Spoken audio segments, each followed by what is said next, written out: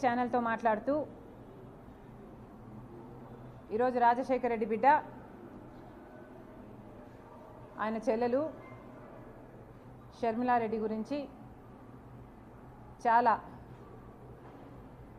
Offensive comments చేశారు. వీటికి సమాధానం ఇవ్వాల్సిన బాధ్యత రాజశేఖర రెడ్డి బిడ్డగా నాకుంది.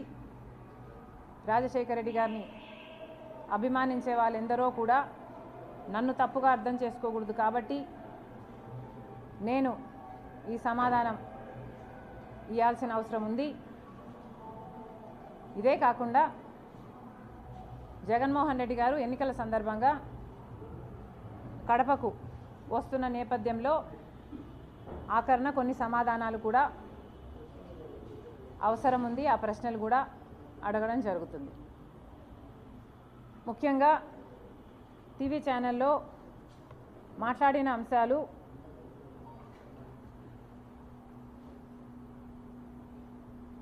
రాజశేఖర రెడ్డి బిడ్డ నేను షర్మిల నాకు రాజకీయ కాంక్ష ఉన్నట్టు, అందుకే రాజశేఖర రెడ్డి గారి కుటుంబంలో భేదాలు వచ్చినట్టు, నా రాజకీయ కాంక్షే దానికి కారణం అన్నట్టు వ్యాఖ్యానించడం జరిగింది. నాకు రాజకీయ కోరిక ఉంది కాబట్టి ఆ రాజకీయ కోరికను ఆయన ఎంకరేజ్ చేస్తే అది నెపోటిజంకి దారితీస్తుంది, కరప్షన్కి దారితీస్తుంది. కాబట్టి ఇవే కుటుంబంలో తేడాలు రావడానికి, భేదాలు రావడానికి ఇదే కారణము అన్నట్టుగా చూపారు. జగన్మోహన్ రెడ్డి గారిని ఆయన చెల్లెలు సూటిగా ప్రశ్నిస్తుంది. జగన్మోహన్ రెడ్డి గారు సమాధానం చెప్పాలి. అసలు రాజశేఖర రెడ్డి బిడ్డను రాజకీయాల్లోకి తీసుకొచ్చింది ఎవరు? జగన్మోహన్ రెడ్డి గారు అరెస్ట్ అయితే 19 మంది ఎమ్మెల్యేలు బై ఎలక్షన్లు వస్తే నేను ప్రచారం చేయాలి అని అడిగింది మీరు కాదా? మీరు జైలుకు వెళ్తే చంద్రబాబు గారు ఒక పక్క పాదయాత్ర చేస్తున్నారు, ఆయన గ్రాఫ్ పెరుగుతుంది అని పాదయాత్ర చేయమనింది మీరు కాదా? మీరు ఎప్పుడు ఏ అవసరం ఉంటే ఆ అవసరానికి సమైక్య ఆంధ్ర కోసం అయితేనేమి, లేకపోతే తెలంగాణలో ఓదార్పు యాత్ర అయితేనేమి, లేకపోతే బాయ్ బాయ్ బాబు క్యాంపెయిన్ అయితేనేమి, ఇలాంటిది ఎప్పుడు మీకు ఏ అవసరం ఉంటే ఆ అవసరానికి పనికొచ్చింది నేను కాదా? ఈ అవసరాలన్నిటికీ మీ రాజకీయాల కోసం నన్ను మీరు రాజకీయాలకు తెచ్చిన మాట వాస్తవం కాదా? నిజంగానే నాకు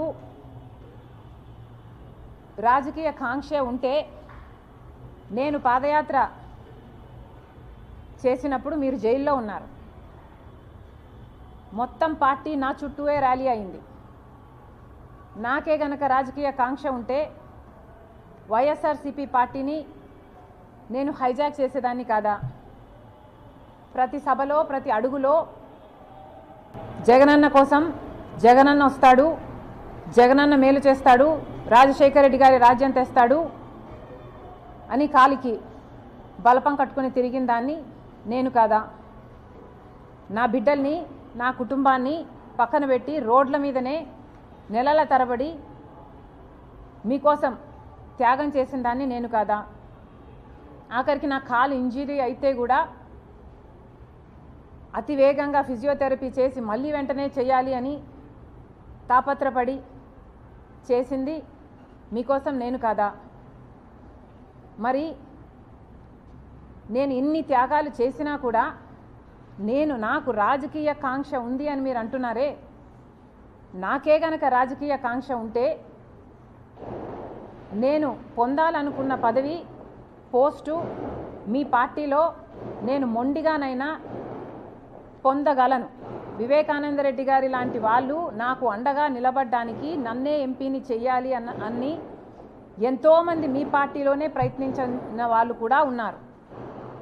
వాళ్ళందరి అండా చూసుకొని నేను ఏ రోజైనా మీకు రిబెల్ చేశానా? నాకు రాజకీయ కాంక్ష కానీ డబ్బు కాంక్ష కానీ ఉంది అని మీ మనస్సాక్షిలో మీరు నిజంగానే నమ్ముతున్నారా?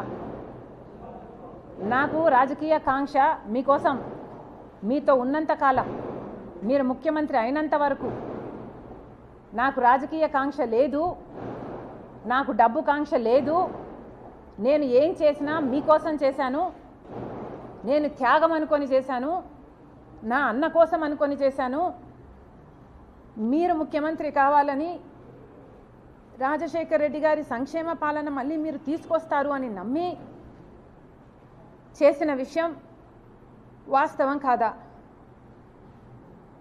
మన ఇద్దరము నమ్మే బైబిల్ మీద ఒట్టేసి నేను చెప్పగలను, నాకు రాజకీయ కాంక్ష కానీ డబ్బు కాంక్ష కానీ ఏ ఇతర ఆశ లేకుండా, ఆశించకుండా ఏ ఒక్క రోజైనా మిమ్మల్ని ఒక పదవి కానీ ఒక పోస్ట్ కానీ నేను అడగకుండా మీకోసం చేశాను, ఇది నిజం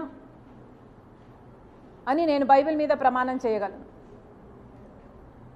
మీరు అదే బైబిల్ మీద ప్రమాణం చేసి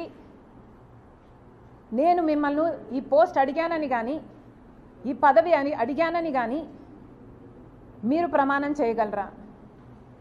నాకు రాజకీయ కాంక్ష ఉంది అని కానీ డబ్బు కాంక్ష ఉంది అని కానీ మీరు రుజువు చేయగలరా?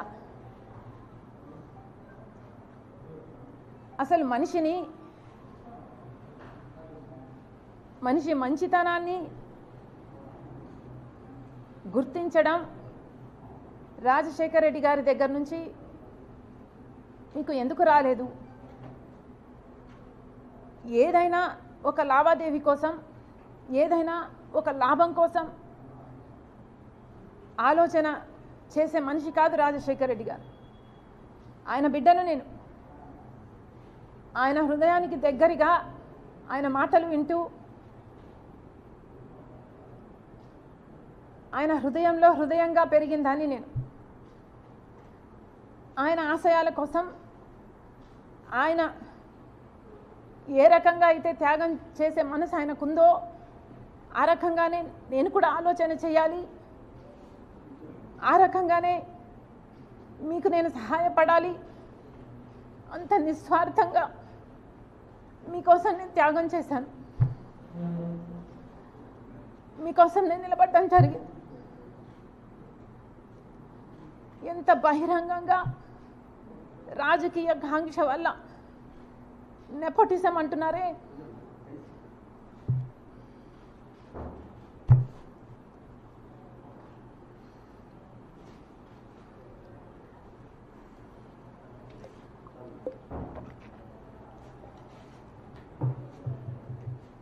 నెపోటిజం అంటున్నారు జగన్మోహన్ రెడ్డి గారు.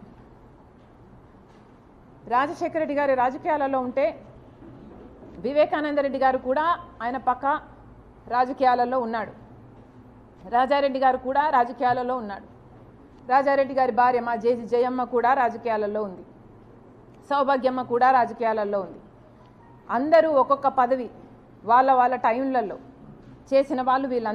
వాళ్ళంతా ఒకే జనరేషన్కు చెందిన వాళ్ళు. మరి ఆ టైంలో నెపోటిజం ఉన్నిందా? జగన్మోహన్ రెడ్డి గారు నెపోటిజం గురించి మాట్లాడుతున్నారు. మరి మీరు ముఖ్యమంత్రిగా ఉండి కూడా, మీ పార్టీ మీరు పెట్టి కూడా ఇంకా ఎవరు బంధువులు ఉండకూడదు అని మీరు చెప్తున్న ఈ లాజిక్లో రవీంద్రనాథ్ రెడ్డి గారు లేరా? మీ బంధువు కాదా? మీ మేనమామ. సుబ్బారెడ్డి గారు సొంత చిన్నాన్న. అమ్మ మొన్నటి వరకు అధ్యక్షురాలు. అవినాష్ రెడ్డి ఒకటే జనరేషన్లో మీ భార్యకు బంధువు. నా తమ్ముడు అని నెత్తిన పెట్టుకొని తిరుగుతున్నవాడు. మరి వీళ్ళందరూ మీ పక్కన మీ బంధువులుగా ఉంటే అది నెపోటిజం కాదు. ఈరోజు మీ చెల్లెలు మాత్రమే మీ పక్కన ఉంటే అది నెపోటిజం కిందికి వస్తుంది. మీ మాటలు మీరు ఎంత ఇన్సెక్యూర్గా ఉన్నారో చెప్తున్నాయి. మీకు అర్థమయ్యే మాట్లాడుతున్నారా? మీ మాటలే మీ క్యారెక్టర్ని కాంట్రడిక్ట్ చేస్తున్నాయి. మీకు మీ చెల్లెలంటే ఇన్సెక్యూరిటీ అన్న విషయము మీ మాటలే బయట పెడుతున్నాయి. ఒకసారి ఆలోచన చేసి మాట్లాడండి ఇంటర్వ్యూలలో మాట్లాడినప్పుడు అని జగన్మోహన్ రెడ్డి గారికి చెప్తున్నాం. డబ్బు ఆశ ఉందని నేనేదో కరప్షన్ మిమ్మల్ని చేయమని అడిగానని, దేవుడు మీకు పదవినిచ్చింది బంధువులకు మేలు చేయడానికి కాదు కాబట్టి నేను ఎంకరేజ్ చేయలేదు అన్నట్టు మీరు మాట్లాడడం జరిగింది. అంటే నేనేదో మిమ్మల్ని ముఖ్యమంత్రి హోదాలో నేనేదో మిమ్మల్ని పని అడిగినట్టు, మీరు ఆ పని చేయలేను అని మీరు నాకు చెప్పినట్టు, బంధువులకు మేలు చేయడానికి కాదు నేను ముఖ్యమంత్రిని అయ్యింది అంటే దాని ఇంప్లికేషను నేనేదో ఫేవర్ అడిగినట్టుగా జగన్మోహన్ రెడ్డి గారు మాట్లాడడం జరిగింది. ఏ రోజు రాజశేఖర రెడ్డి బిడ్డ ప్రమాణం చేసి చెప్తుంది పైసా సహాయం పైసా పని చేసి పెట్టు అని అడిగిన పాపాన ఈ 5 సంవత్సరాలలో పోలేదు. నేను రాజశేఖర రెడ్డి బిడ్డను. ఇదే రాజశేఖర రెడ్డి బిడ్డ నాన్న ముఖ్యమంత్రిగా ఉన్నప్పుడు, రాజశేఖర రెడ్డి గారు ముఖ్యమంత్రిగా ఉన్నప్పుడు కూడా పదవిని చూసిన దాన్ని.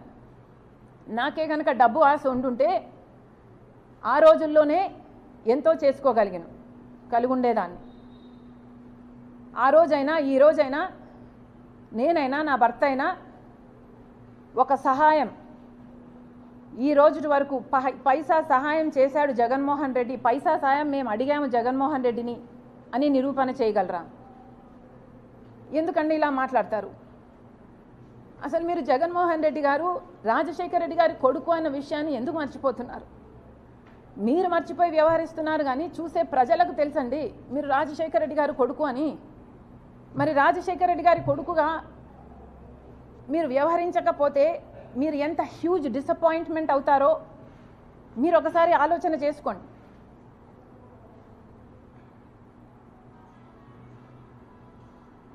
చాలా చెప్పారు, రిలేషన్షిప్స్లోకి రాజకీయాలు వస్తే రిలేషన్షిప్స్ చెడిపోతాయి.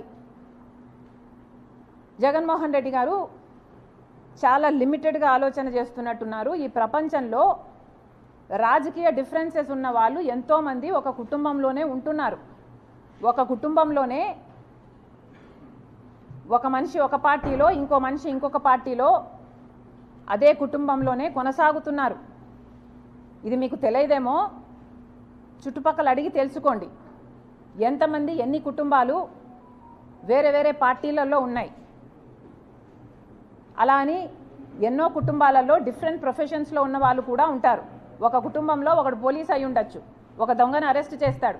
అదే కుటుంబంలో ఒక లాయర్ ఉండొచ్చు, ఆ దొంగను రక్షించడానికి ప్రయత్నం చేస్తుంటాడు.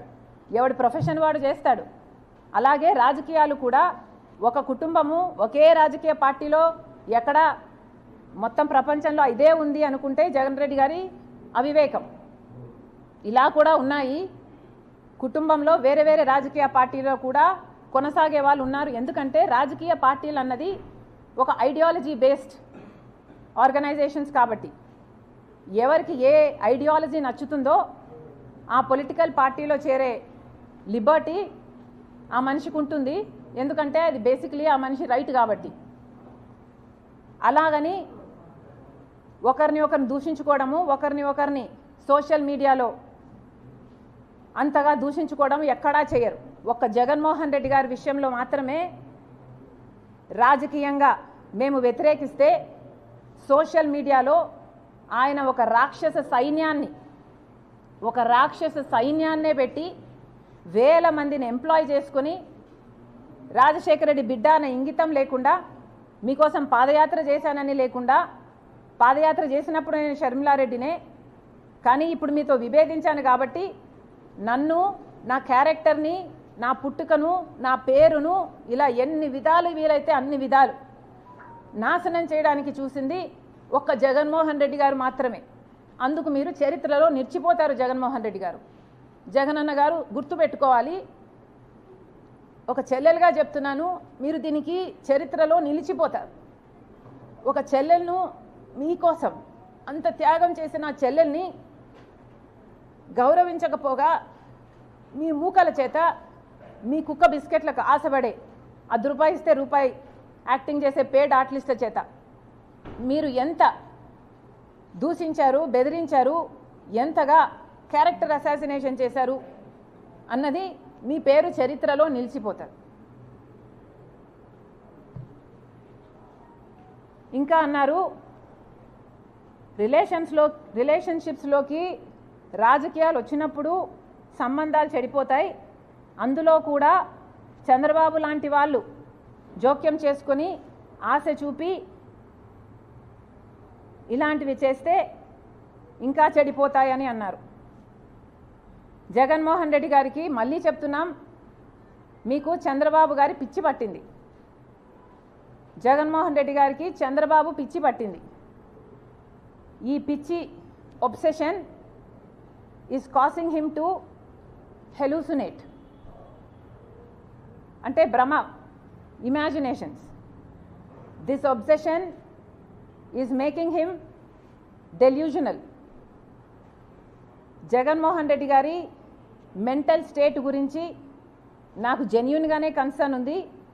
ఎందుకంటే మాట మాట్లాడితే చాలు నేను చంద్రబాబు గారి చేతిలో రిమోట్ కంట్రోల్, ఆయన చెప్తేనే చేస్తున్నాను అని మాట్లాడుతున్నాడు.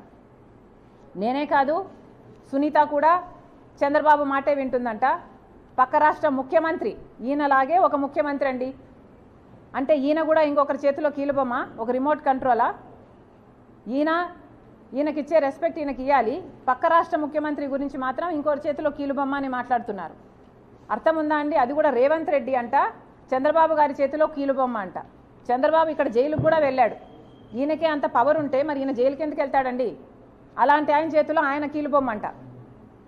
సో చంద్రబాబు గారి చేతిలో నేను కీలుబొమ్మ, చంద్రబాబు గారి చేతిలో సునీత కీలుబొమ్మ, చంద్రబాబు గారి చేతిలో రేవంత్ కీలుబొమ్మ, చంద్రబాబు గారి చేతిలో మోడీ కూడా కీలుబొమ్మే చంద్రబాబుతో పొత్తు పెట్టుకున్నందుకు. ఇలా చంద్రబాబు గారిని అంత పిచ్చిగా, అంత పెద్ద భూతంగా జగన్మోహన్ రెడ్డి గారికి కనిపిస్తున్నాడు అంటే నిజంగానే జగన్మోహన్ రెడ్డి గారు చంద్రబాబు ఒబ్సెషన్తో డిల్యూషనల్ అవుతున్నారు. ఆయన మెంటల్ కండిషన్ను ఒకసారి చెక్ చేయించుకోవాలని కోరుతున్నాం. ఇంతేకాదు జగన్మోహన్ రెడ్డి గారు మళ్ళీ గోబల్స్ ప్రచారం చేస్తున్నారు. పదే పదే కాంగ్రెస్ పార్టీ రాజశేఖర రెడ్డి గారి పేరును సిబిఐలో చేర్చింది, సిబిఐ ఛార్జ్ షీట్లో చేర్చింది కాంగ్రెస్ పార్టీ అని మళ్ళీ ఆరోపించారు ఆ ఇంటర్వ్యూలో. జగన్మోహన్ రెడ్డి గారికి మళ్ళీ చెప్తున్నాం, అది చెప్పకముందు ఇంకొక విషయం కూడా గుర్తు చేస్తున్నాం. మీ గోబల్స్ ప్రచారానికి మీకు ఏమాత్రం విలువలు ఉన్నాయి అని, విలువలు, విశ్వసనీయత చాలా ఉన్నాయని మీరు చెప్పుకుంటారు కదా, అసలు మీకు ఏ విలువలు ఉన్నాయో ఈ ప్రశ్నలకు సమాధానం చెప్పండి. రాజశేఖర రెడ్డి గారు చనిపోతే రిలయన్స్ హస్తం ఉంది ఆ చాపర్ క్రాష్లో అని చెప్పినవాడు జగన్మోహన్ రెడ్డి గారు కాదా? ఈయన మాట చెప్తే రిలయన్స్ సంస్థలని ఎంతమంది ధ్వంసం చేయడం నిజం కాదా? వాళ్ళ మీద ఈ రోజుల వరకు కూడా కేసులున్నాయి. కానీ అదే రిలయన్స్ వాళ్లకు జగన్మోహన్ రెడ్డి గారు ముఖ్యమంత్రి అయిన తర్వాత రాజ్యసభ మెంబర్షిప్ కూడా ఇచ్చారు. మరి జగన్మోహన్ రెడ్డి గారికి ఏ విలువలు ఉన్నట్టు? అప్పుడు అది సూట్ అయింది కాబట్టి అట్లా మాట్లాడతారు, ఇప్పుడు ఇది సూట్ అయింది కాబట్టి ఇట్లా చేస్తారా? మీరేనా విలువల గురించి మాట్లాడేది? ఏ విలువలు ఉన్నాయండి మీకు? రిలయన్స్ వాళ్ళు కారణమని చెప్పిన మీరు మళ్ళీ రిలయన్స్ వాళ్ళకి పదవులు ఇస్తారు, మీకు విలువలు ఉన్నాయనుకోవాలా? వివేకానంద రెడ్డి గారి హత్య విషయంలో సిబిఐ ఎంక్వైరీ కోరింది జగన్మోహన్ రెడ్డి గారు ముఖ్యమంత్రి కాకముందు. ముఖ్యమంత్రి అయిన తర్వాత వద్దని చెప్పింది జగన్మోహన్ రెడ్డి గారు. అంటే మీరు ఎక్కడ ఎట్లా ఏ కన్వీనియన్స్ ఉంటే అట్లా మాట్లాడతారు. మీరా విలువల గురించి మాట్లాడేది? మీకు విలువలు ఉంటే ఒక మాట మీద నిలబడాలన్న విలువ మీకు లేదా? అలాగే రాజశేఖర రెడ్డి గారి విషయం, రాజశేఖర రెడ్డి గారి పేరును ఛార్జ్ షీట్లో చేర్చడం కాంగ్రెస్ పని అని చెప్తున్నారు. మళ్ళీ చెప్తున్నాం, కాంగ్రెస్ పార్టీ చెయ్యలేదు, ఇది మీకు కూడా తెలుసు. మీరు గోబల్స్ ప్రచారం చేస్తున్నారు. కాంగ్రెస్ పార్టీ చెయ్యలేదు. సిబిఐ ఎఫ్ఐఆర్లో కూడా రాజశేఖర రెడ్డి గారి పేరు లేకపోతే కొనుగోలు సుధాకర్ అనేవాడు 3 కోట్ల చుట్టూ తిరిగి, సిబిఐ కోర్టు, హైకోర్టు, సుప్రీంకోర్టు 3 కోట్ల చుట్టూ తిరిగి రాజశేఖర రెడ్డి గారి పేరుని సిబిఐ ఛార్జ్ షీట్లో పెట్టాలి అంటూ 3 కోట్ల చుట్టూ తిరిగాడు. అందుకు మెచ్చి మీరు ఆయనకు ఏఏజీ పదవిని మీరు ముఖ్యమంత్రి అయిన 6 రోజుల్లోనే ఇచ్చారు. ఎవరిని బుకాయించడానికి ప్రయత్నిస్తారు? మళ్ళీ అదే మాట మాట్లాడతారు. అన్ని సాక్ష్యాలు ఉండి కూడా, ఇంత తెలిసి కూడా ప్రజలకు అర్థం చేసుకుంటున్నారు అనే ఇంగితం లేకుండా మళ్ళీ కాంగ్రెస్ పార్టీ సిబిఐ ఛార్జ్ షీట్లో రాజశేఖర రెడ్డి గారి పేరును చేర్చింది అని మాట్లాడతారు. అసలు మీకు విలువలు ఉన్నాయా అండి? మీరు కాదా? సొంత తండ్రి పేరుని ఛార్జ్ షీట్లో చేర్పించింది మీరు కాదా? మీరు కేసుల్లో బయటపడడం అసాధ్యం అని కదా మీరు చేశారు ఈ పని. మీరు ఆ విలువల గురించి మాట్లాడేది? ఒక కొడుకుగా మీకున్న విలువలు ఏమిటండి? తండ్రి పేరుని ఛార్జ్ షీట్లో చేర్పించమని ఒక మనిషిని పెట్టుకొని ఆ మనిషి చేత ఆ పని చేపించి తీరా ఆ మనిషికి మళ్ళీ మీరు ఏఏజీ పదవిని ఇస్తారు. మీకు ఏ సంబంధం లేకపోతే ఒక మనిషి మీ తండ్రి పేరుని ఛార్జ్ షీట్లో చేర్చిన వ్యక్తికి మీరు ఏఏజీ పదవిని ఇస్తారా? ఎందుకు బుకాయిస్తున్నారు? మీకు ఎక్కడ విలువలు ఉన్నాయి? కొడుకు అన్న స్థానం, కొడుకు అన్న విలువ, అసలు మీకు కొడుకు అని చెప్పుకోవడానికి సిగ్గుగా లేదా? రాజశేఖర రెడ్డి గారి కొడుకు అని ఆయన పేరు ఛార్జ్ షీట్లో పెట్టించింది మీరు కాదా?